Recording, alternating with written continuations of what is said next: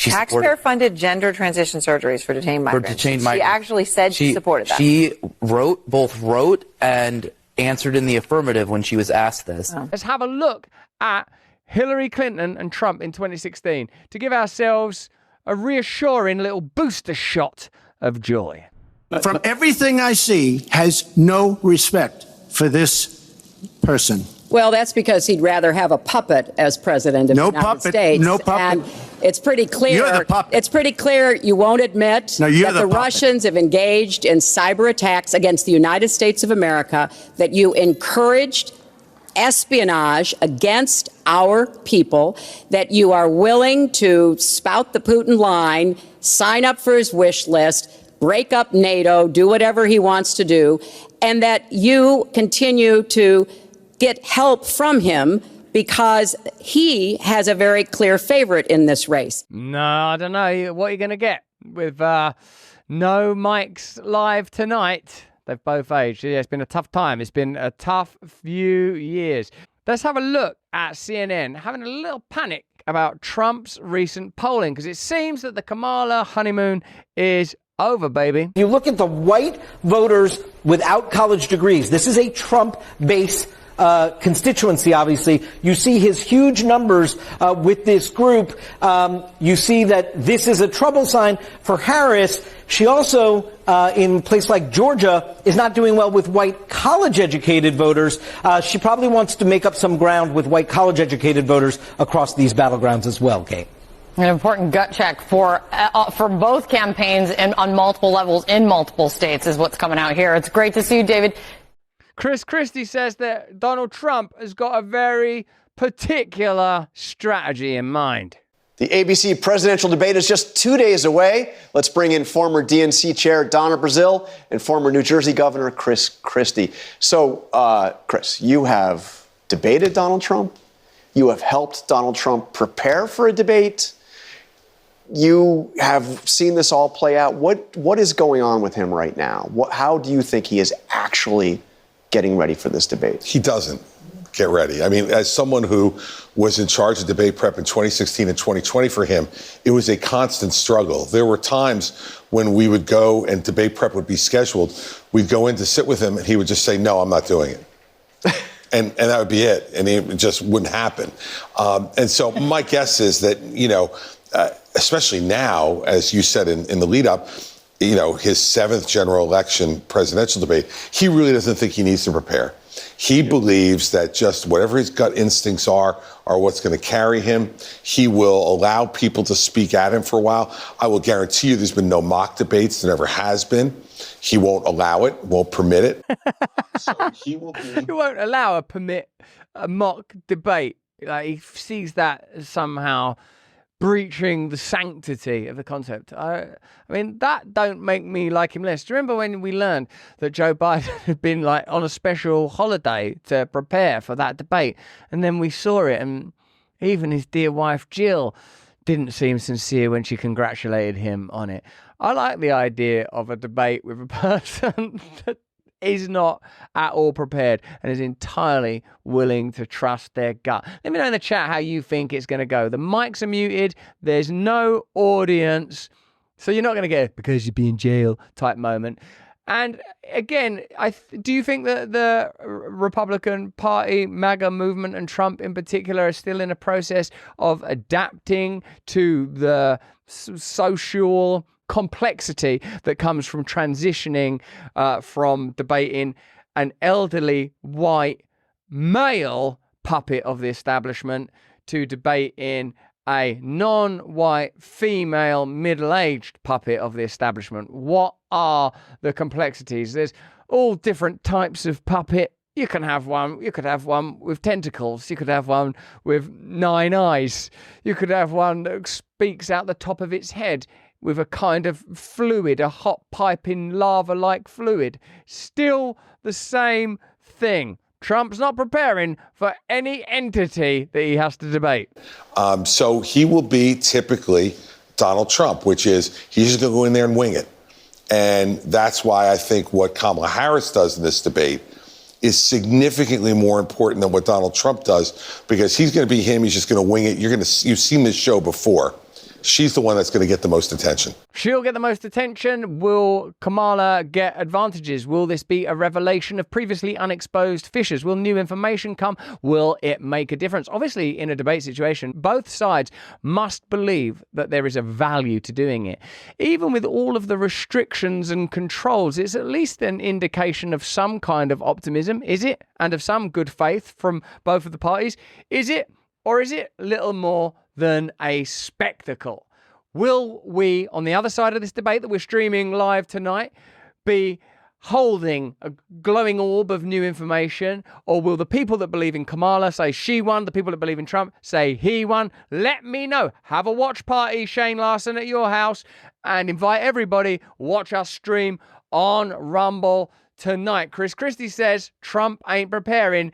And by the time you see this, you will know whether that's true. Now, overnight, even CNN have gone into a peculiar kind of meltdown while trying to reconcile Kamala Harris's current policy positions with her previous policy positions. Kamala Harris is a mystery when it comes to policy, and every announcement makes it yet more opaque. One moment she's emulating Trump, the very next it appears that there could be a subverted and concealed agenda. While the debate may make things a little clearer, we've got to have a look at this to understand the true depths of the complexity of Kamala.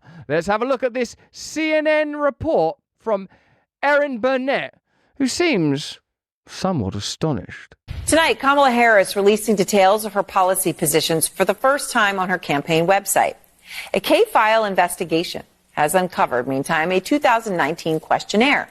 And in this questionnaire, Harris laid out some much more liberal stances, among them on immigration.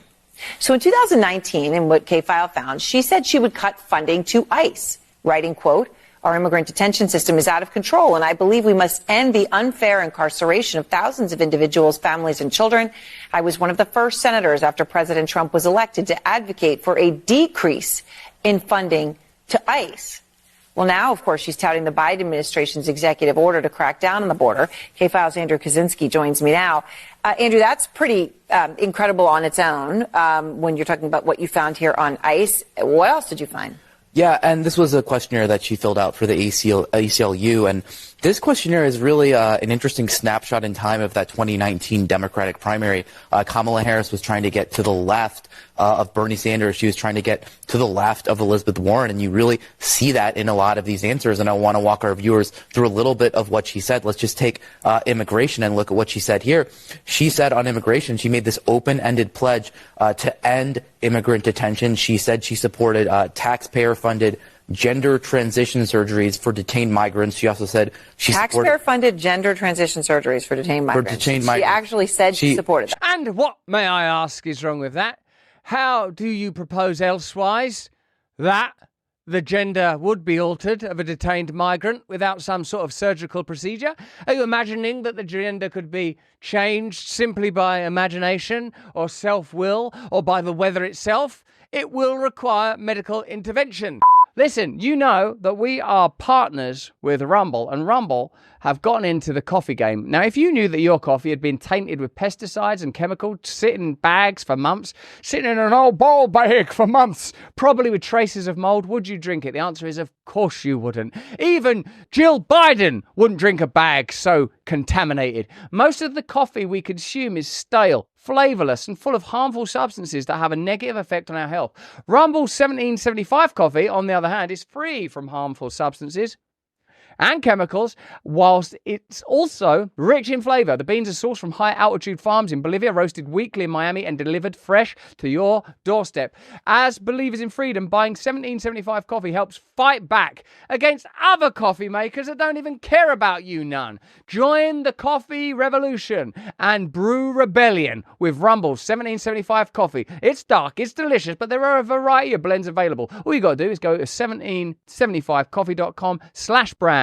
Use the code BRAND right now to get your 15% off. You can click that. There's stuff available whether you're in the Wake and Wonder chat or in the Rumble chat. It's pretty bloody good coffee. I'll tell you that right now. And I say that as an Englishman for whom the date 1775 is a very painful thing to reflect on.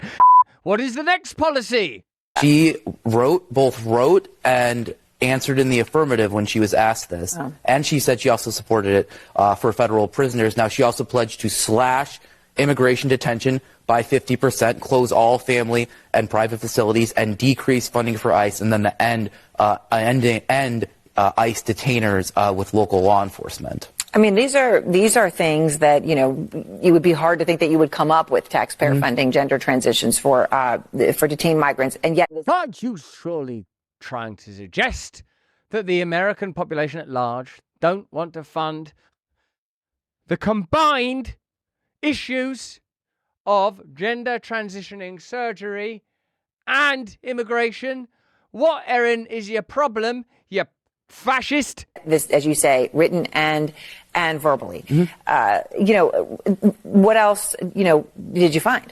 Well, let's take a look at her answer here on drugs. She got asked about, the question from the ACLU was, since drug use is better addressed as a public health issue through treatment and other programming, will you support the decriminalization at the federal level of all drug possession for personal use? And Harris answers yes. Now, what would that mean? Well, it mean the federal all drug possession. That's not just marijuana, which she alluded to in her answer to this question, but it also would mean it's federal level of all drug possession, fentanyl, crack, use. Cocaine, things like that. Yeah. May I ask you what possible problem you may have with not only legalizing but celebrating fentanyl, a drug that has done more to reduce the population of America than even, I don't know, I'm trying to think of an example of any other ways you could reduce a population.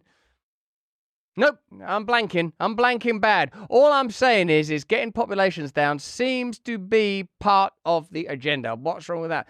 The actual irony is I do believe in the decriminalizations of substances, believing that addiction is a spiritual problem brought about by a deep, deep despair. The despair itself comes about from not being in alignment with God, and not being in alignment with God, of course, comes from a number of conditions. Could be biological, could be familial, but I would argue quite strongly that they are sociological, and because we have cultivated and created a dark, near demonic society where the light of the Lord is extinguished by the bright Vegas-like glare of an endless Tokyo of neon lies bombarded continually into your consciousness by deceptive corporate globalist forces that only are able to get away with this guile and cruelty because they pretend they are helping you while they're doing it. So I'm not surprised that Kamala Harris has flip-flop more than a 4th of July hot dog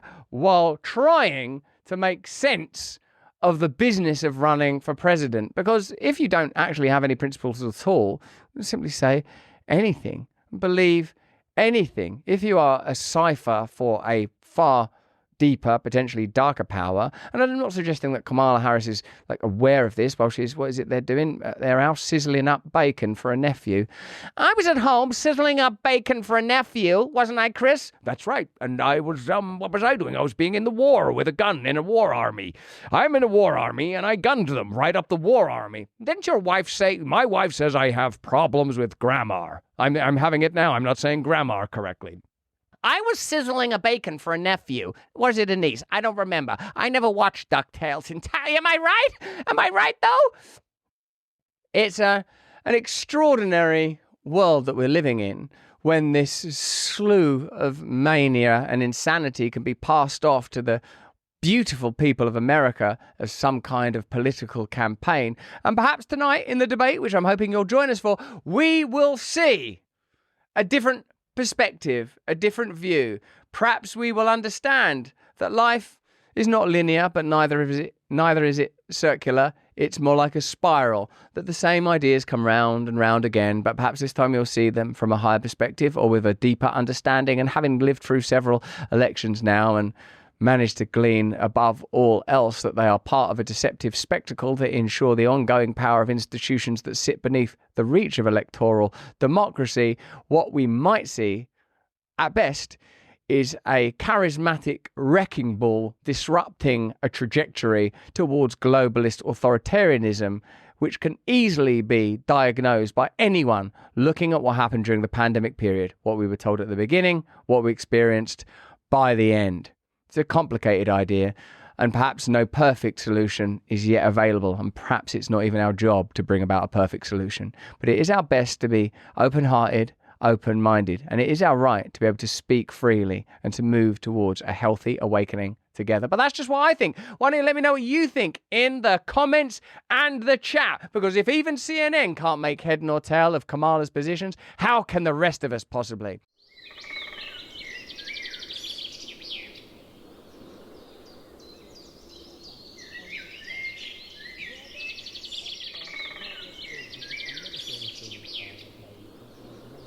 Hey, thanks for watching. If you want to see more uncensored content where free speech can flourish, join our live stream. Click the link right here to watch the next video if you want to, or become a member of a growing movement. Download the Rumble app and you'll be informed every time we make a new piece of content. Stay free.